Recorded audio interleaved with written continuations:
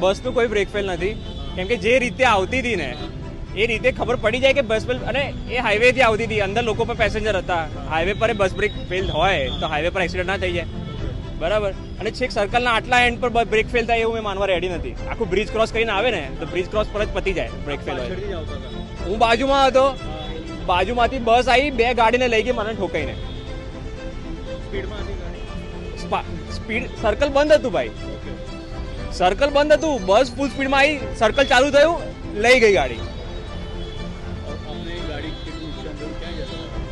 હું બસ ઘરે જતો હતો અને ઠોકતી હતી. બસ દરવાજા ગયા છે, એક સાઈડનું આખું પેનલ જતું રહ્યું.